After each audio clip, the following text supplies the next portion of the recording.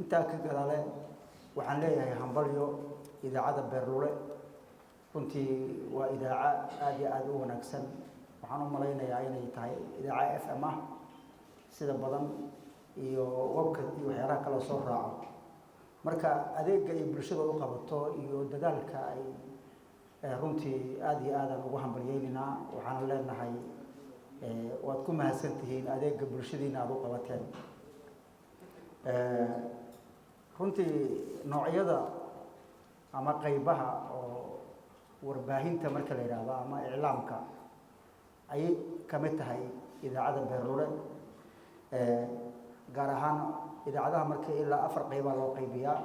warbaahinta maqal ha noqoto midda maraayada ama shaashada kuwa maaragtay la daawaco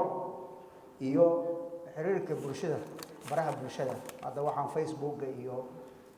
WhatsApp iyo Messenger iyo waxa soo dhan marka idaaca marka la leeyahay ahmiyad weyn ee bulshada ay ugu fadhisaa waxay kor u qaadaa wacyiga bulshada ama wacyiga bini aadamka waxa kor u qaado idaacadaha kor u qaado waxa kale oo horumaraysaa dhinacyada dhaqaalaha arrimaha bulshada waxa soo idil way horumaraysaa ganacsiga qayb bay ka qaadataa kobcinta dhaqaalaha waxa soo idil idaacada ama iclaamku qayb uu ka yahay waxay qayb ka tahay ilbaxnimada iyo dhaqanka kor u soo qaada ilbaxnimada iyo dhaqanka saa markaaynu leenahay runtii idaacadaha iyo meelaha baraha wax lagu qoro idil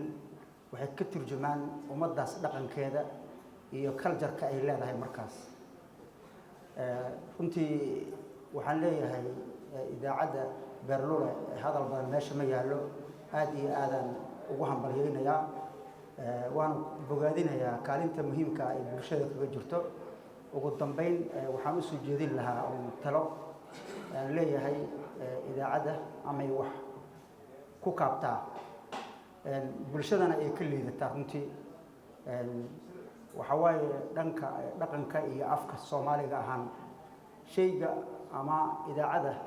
marka wariyaha tabinayo warka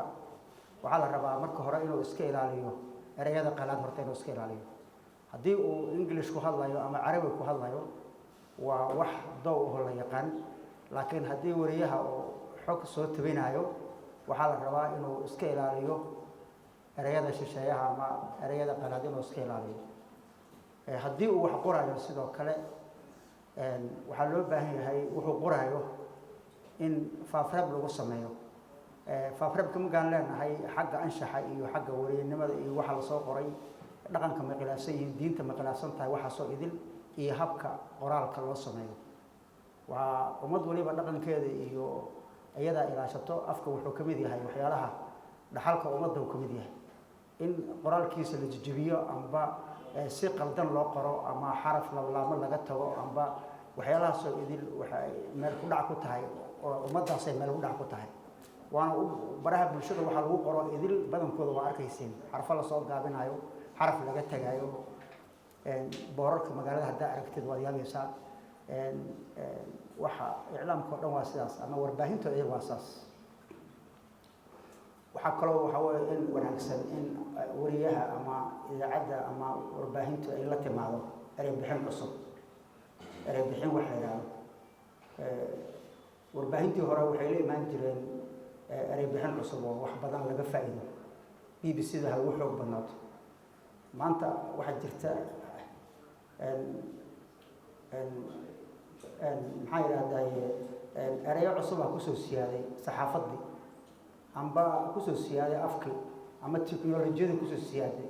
waxa soo idin marka waxay u baahan yihiin eray bixin cusub waxa kaloo in la iska ilaaliyo wanaagsan luqad guriga ama luqadda gaarka ah ee luqad guriga ah in wariyaha uu soo adeegsanin intaasoo idin marka idaacada Beerlule ayay kamid tahay warbaahinta kulli aan talahaan ugu soo jeedinayo intaas hadii la iska ilaaliyana waxay kaabaysaa marka ambaqaadka wanaagsan ee idaacada ama warbaahinta guud ahaanba aad baan idinkaga mahad celinayaa dadaaladii dheeriga ah soo gasheen sida biyo baxadii sida coronavirus-kii fatahaadihii dalka ka dhacay abaaraha hadda taagan iyo saa ugu qayb qaadataan